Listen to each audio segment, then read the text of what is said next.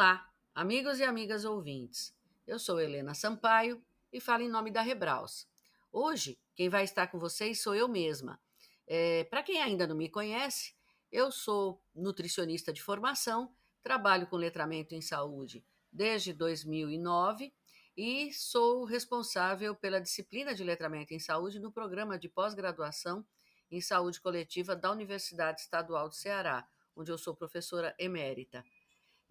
Nós vamos conversar hoje sobre organizações letradas em saúde. E aí vem a pergunta, né? Por que as organizações de cuidado à saúde devem ser letradas em saúde? Então, a gente tem que lembrar um pouco que houve uma mudança do conceito de letramento em saúde, né? Ele está mais ampliado agora, embora ainda siga sendo um conceito em construção, mas ele está com uma definição mais ampliada agora.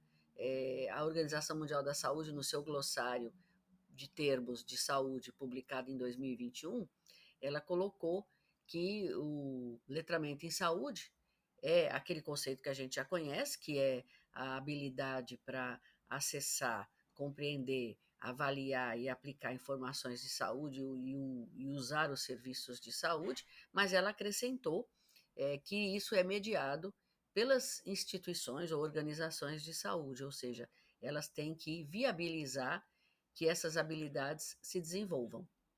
E isso também foi adotado nos Estados Unidos na Proposta de Saúde para Todos 2030, onde aí eles colocam que hoje não existe mais, segundo eles, né, e para eles adotaram agora dois conceitos. O conceito tradicional que havia, que eles chamaram agora de letramento em saúde pessoal ou individual, que é esse que eu acabei de dizer, né, a habilidade de acessar, compreender, avaliar e aplicar informações, mas eles colocaram um segundo conceito, que é o letramento em saúde organizacional. A Organização Mundial da Saúde não chegou a separar os conceitos, mas os americanos, sim. Eles colocaram, então, que nós temos agora o conceito de letramento em saúde que deve ser representado por dois, vamos dizer, subconceitos. O do letramento em saúde pessoal e o do letramento em saúde organizacional. E aí sim, o organizacional seria o papel das organizações em viabilizar que o letramento em saúde pessoal seja atingido, né? Bom, falado isso, vamos pensar aqui nos termos que se usa. Vocês vão encontrar alguns termos para falar de organização letrada em saúde. Existe letramento em saúde organizacional, que para alguns autores é uma parte da organização letrada em saúde, porque pode haver um letramento em saúde organizacional por setores, não é? Mas existe esse termo, letramento em saúde organizacional, que é inclusive o termo que os americanos estão usando para definir a organização letrada em saúde. Tem a organização letrada em saúde, que é o termo que eu estou usando aqui. Aí tem a organização de cuidado à saúde letrada em saúde. Eu, particularmente, não gosto muito desse termo, porque eu acredito que uma organização que não seja de cuidado à saúde pode ser letrada em saúde. Por exemplo, uma empresa que se preocupe com a saúde do seu trabalhador e que promova atividades educativas visando a melhor habilidade desses trabalhadores para lidar com desafios do dia a dia no campo da saúde, é uma organização letrada em saúde, mas não é uma organização de cuidado da saúde. Então, eu não gosto muito desse termo, mas é um termo que é bastante utilizado também. E outros colocam responsividade ao letramento em saúde organizacional, né? Isso seria uma organização letrada em saúde. Na verdade, para ela ser letrada em saúde, com certeza ela terá que ser responsiva. Então, eu penso que seria uma redundância. Então, eu vou adotar aqui o termo que eu me identifico mais em cima do que eu tenho trabalhado, que é organização letrada em saúde, né? E aí, qual seria, pessoal, o conceito de organização letrada em saúde? Bom, esse termo apareceu pela primeira vez lá em 2006. Então, embora pareça muitos anos, né, porque nós já estamos aí com 17 anos, 16 anos, né, mas quase 17, mas é um termo que é considerado novo, né, já que o letramento em saúde foi um termo que surgiu de uma maneira extensiva a partir da década de 90, né, então você vê que tem uma diferença grande aí. Então, os conceitos referem que organização letrada em saúde seria o quê? Seriam os serviços, organizações e sistemas que tornam os recursos e informações em saúde disponíveis e acessíveis para as pessoas de acordo com as suas forças e limitações de letramento em saúde. Esse é um dos conceitos mais novos, né?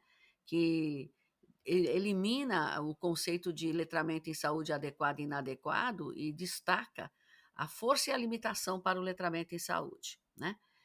Tem um mais simples, que é mais antigo, que é organização letrada em saúde, é aquela que torna mais fácil para as pessoas navegarem, compreenderem e usarem informações e serviços de saúde para cuidar da sua saúde, né?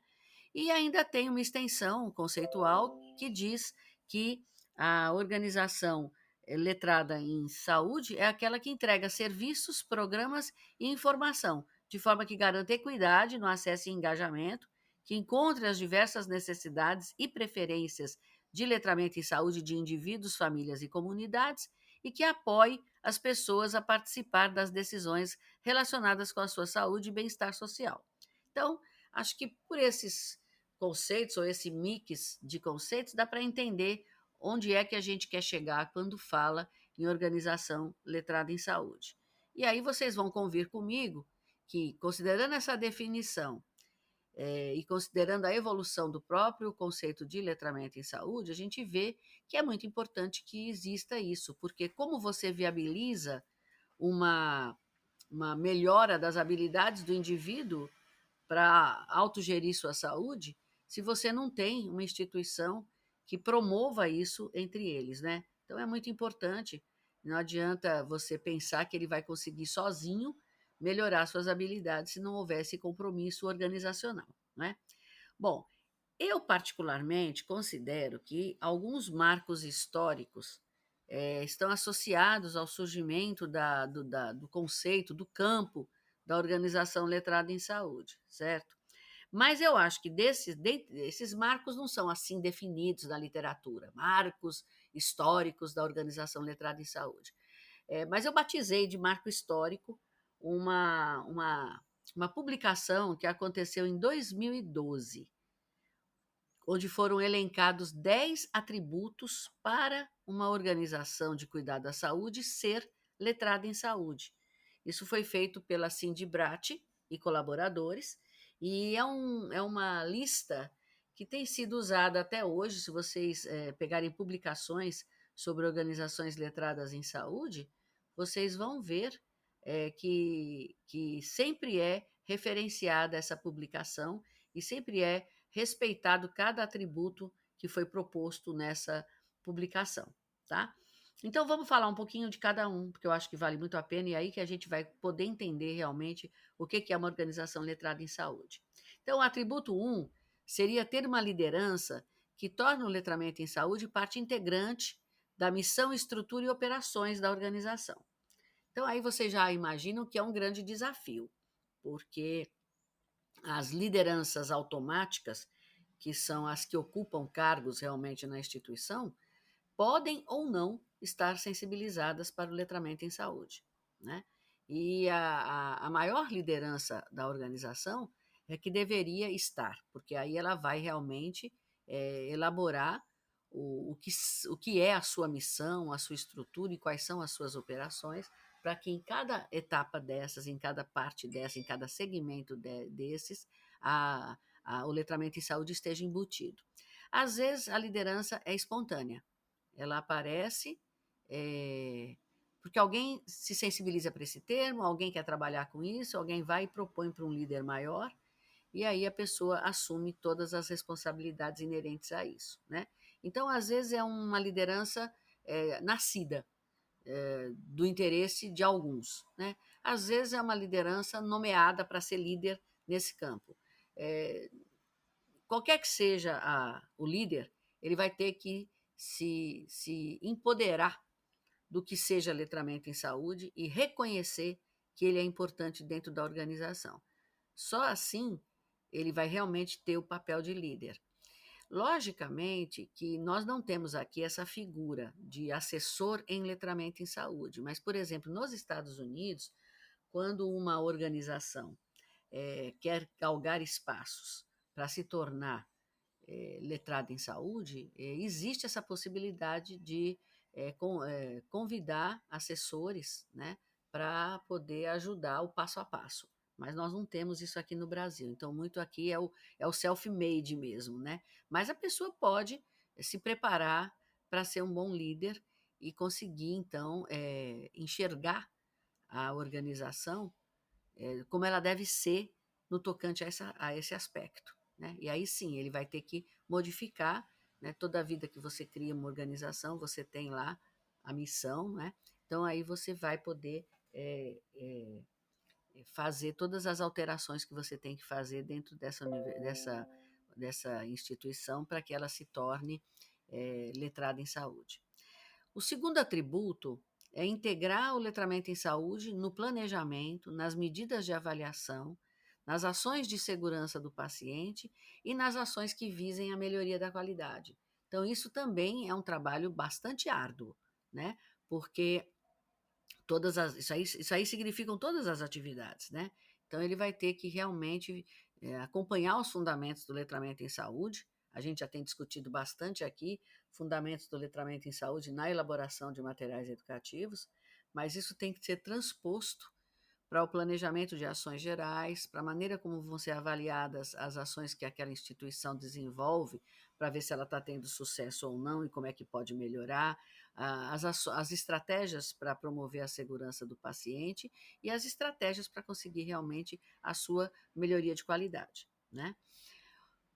O terceiro eu considero bastante importante também, porque é aí que podem surgir líderes por departamento, mas podem surgir, que é preparar a força de trabalho para ser letrada em saúde e monitorar o progresso dessa força de trabalho uma vez capacitada, né? E essa capacitação ela não pode ser única, ela precisa ser uma capacitação continuada, porque novos conhecimentos vão surgindo e também você precisa confirmar e reafirmar a importância do letramento em saúde para todos, né? Mas isso é importante, inclusive várias publicações colocam que a força de trabalho ela precisa ser capacitada para o letramento em saúde assim que entra na instituição. Então faria parte do treinamento geral essa capacitação para o letramento em saúde, né? O quarto atributo é incluir as populações atendidas na concepção, implementação e avaliação das informações e dos serviços de saúde. E isso também é uma coisa difícil.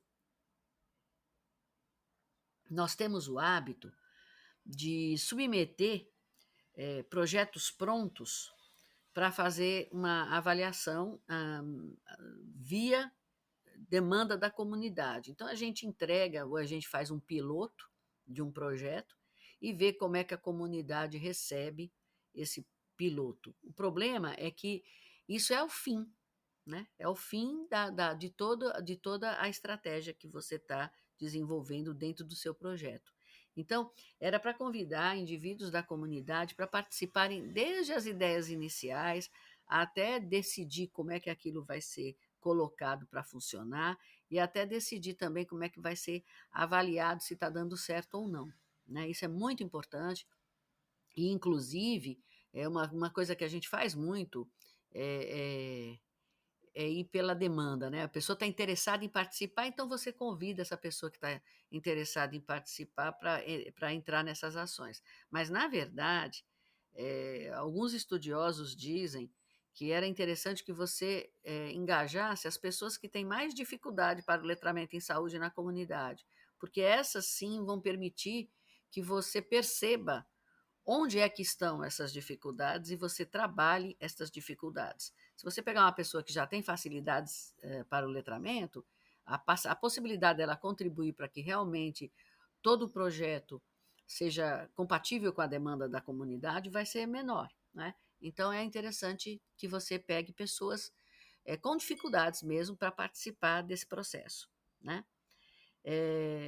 Uma coisa importante também é o atributo 5, que é atender às necessidades da população, visando várias habilidades de letramento em saúde, porque isso é heterogêneo, algumas vão ter mais habilidade, outras menos, então você tem que atender a toda a gama de variação que você tem né? E evitar estigmatização, quer dizer, você não pode permitir que o indivíduo se envergonhe das suas limitações. Então, você tem que fazer isso de uma maneira que seja ética, né? Ética e responsável.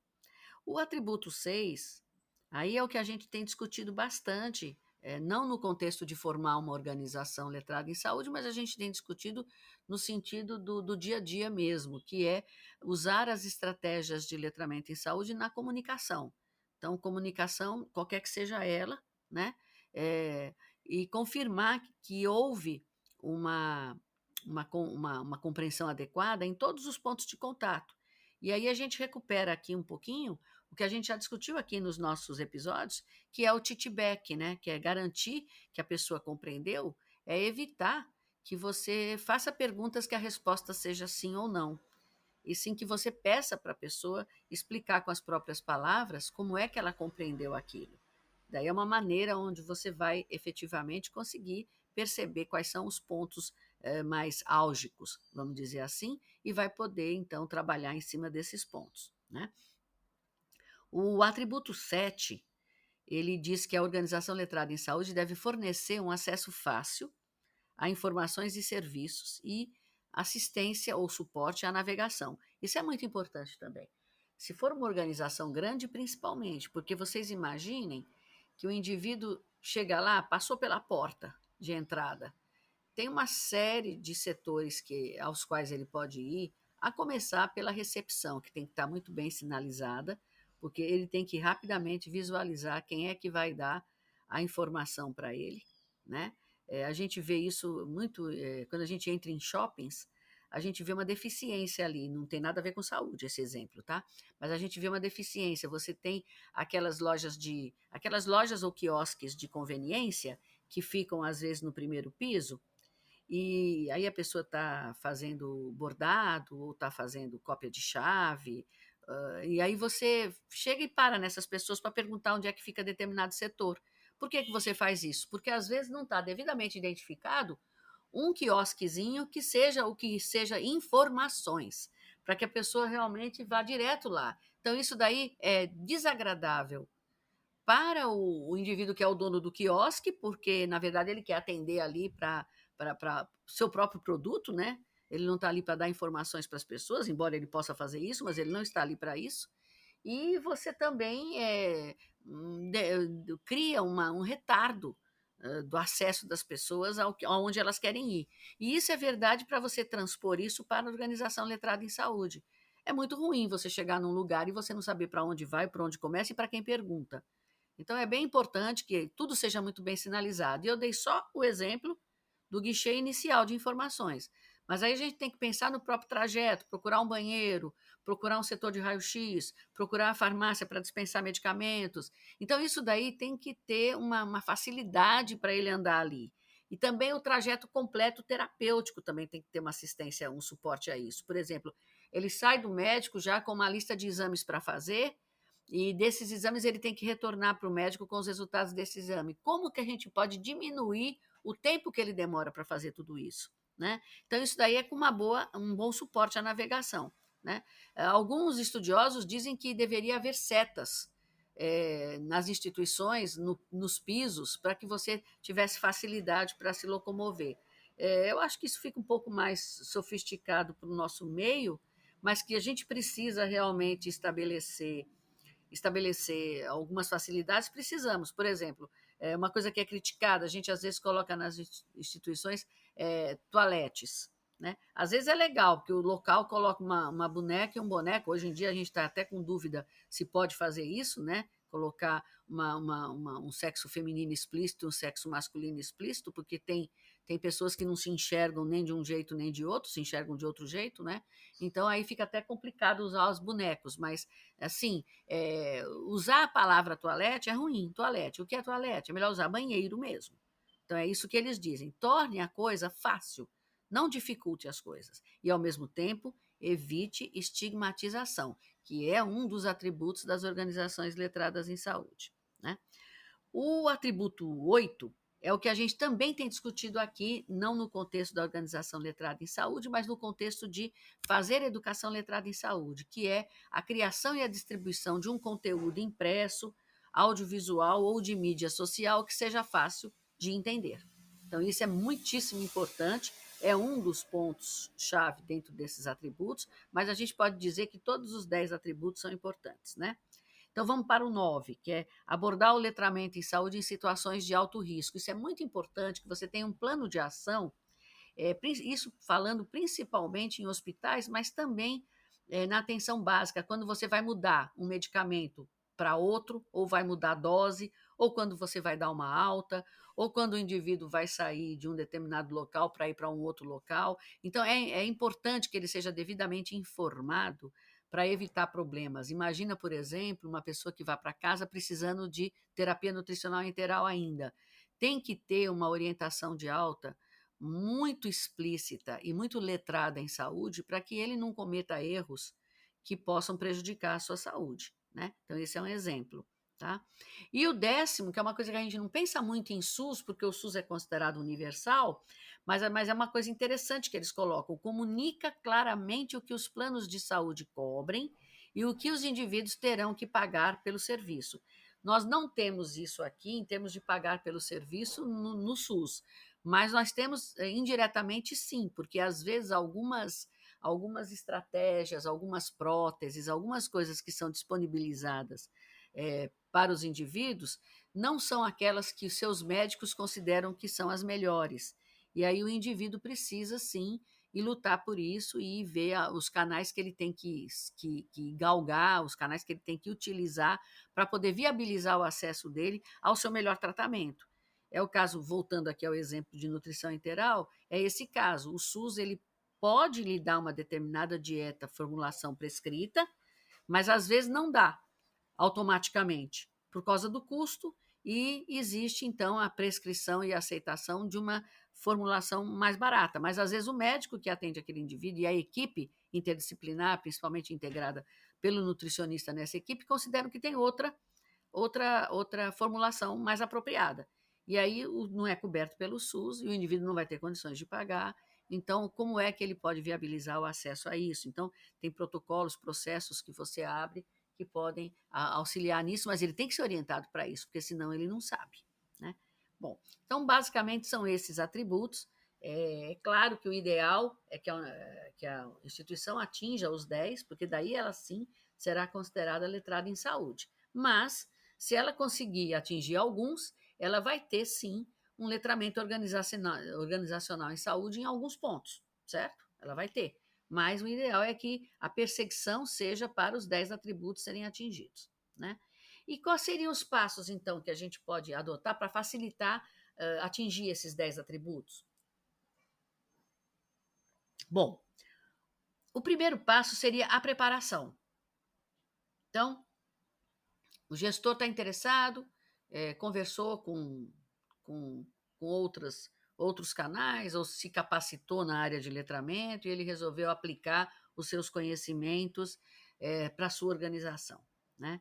Então, a primeira coisa é identificar uma liderança, formar uma equipe, conseguir uma assessoria. Nós não temos aqui uma assessoria formal em letramento em saúde, mas podemos aproveitar experiências bem-sucedidas de outros, né?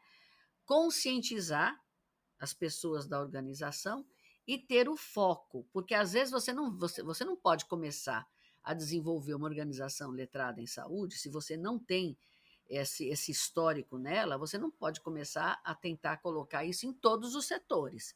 Então, você tem que ter um foco. Qual é o foco mais prioritário no momento para você começar essa atividade, né? E aí você direciona para aí.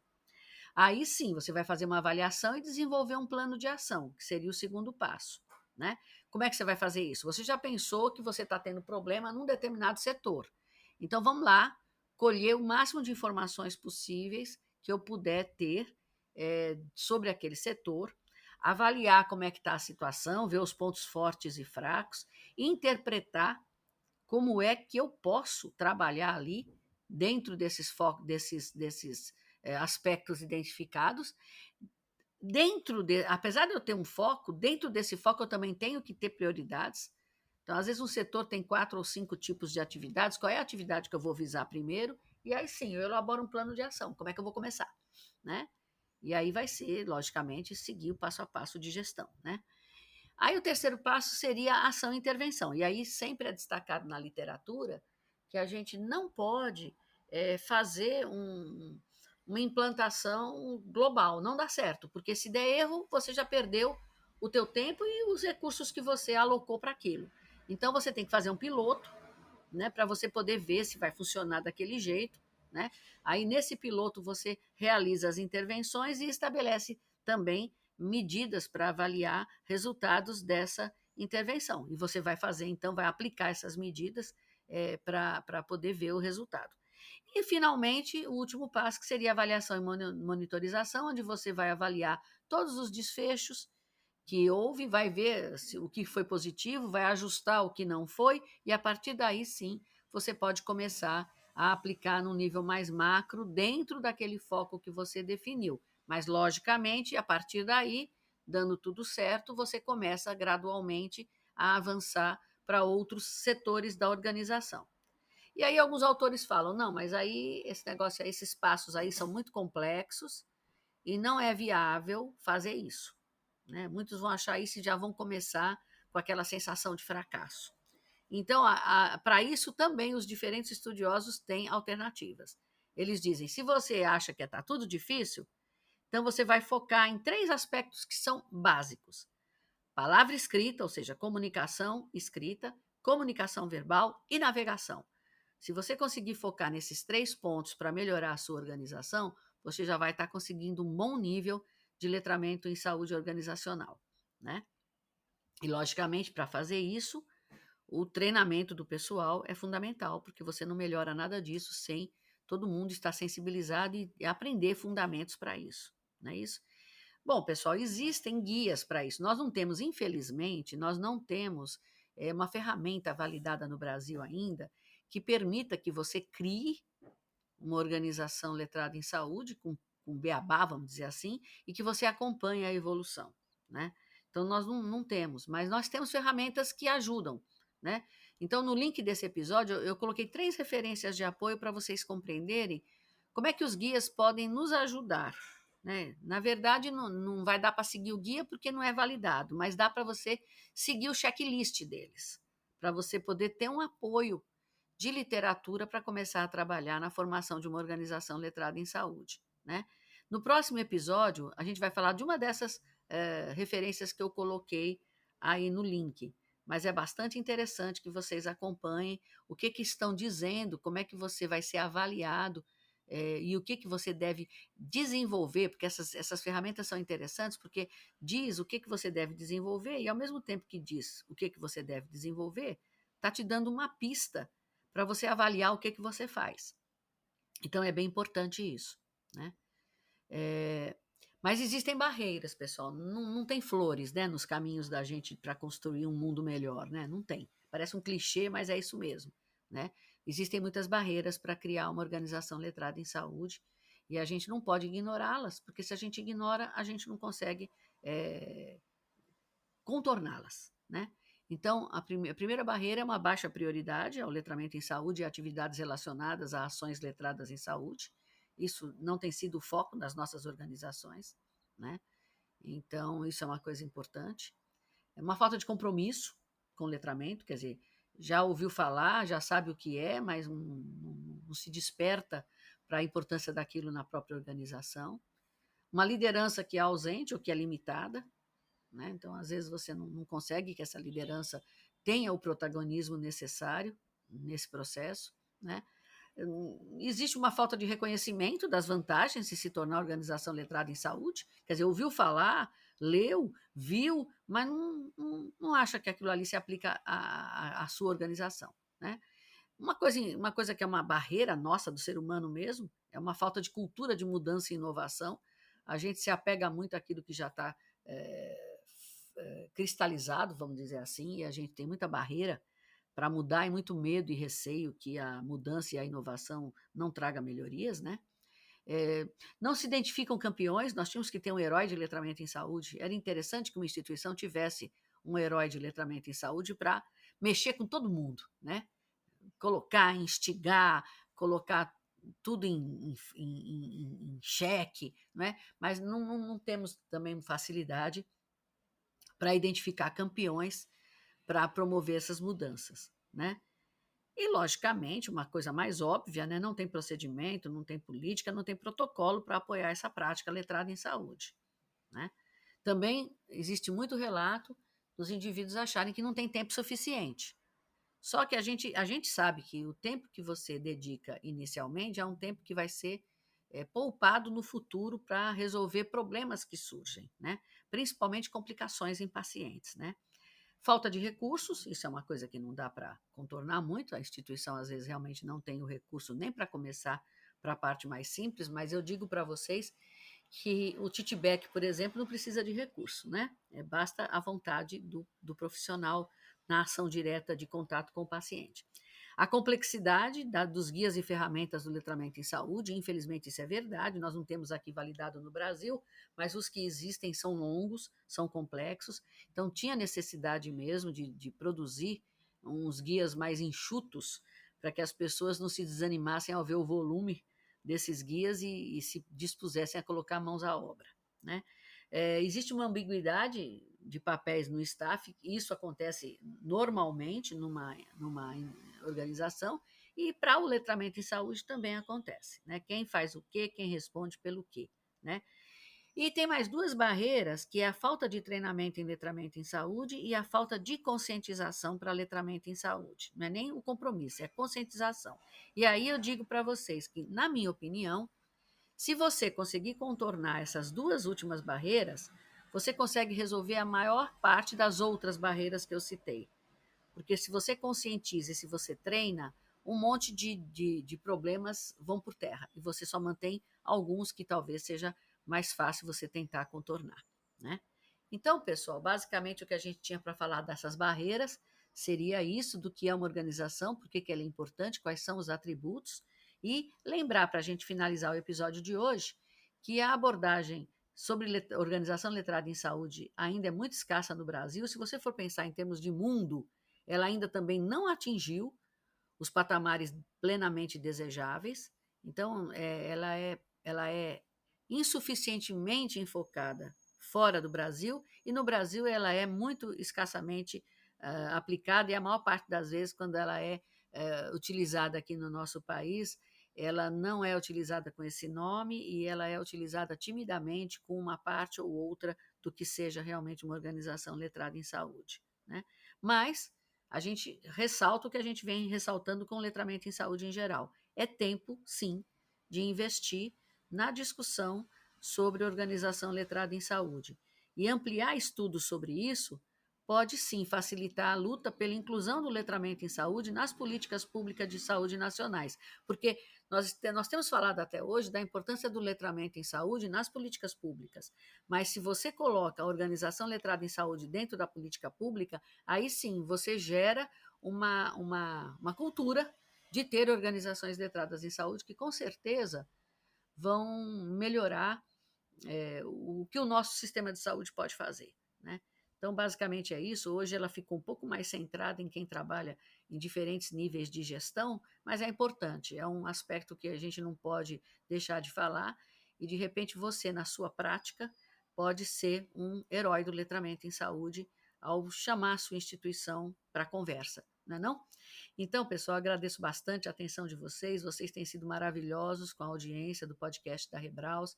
Então, agradecimento é a palavra-chave de todos os nossos episódios. Ficamos à disposição, inclusive para perguntas via Spotify, e aguardamos vocês para o nosso próximo episódio. Até lá!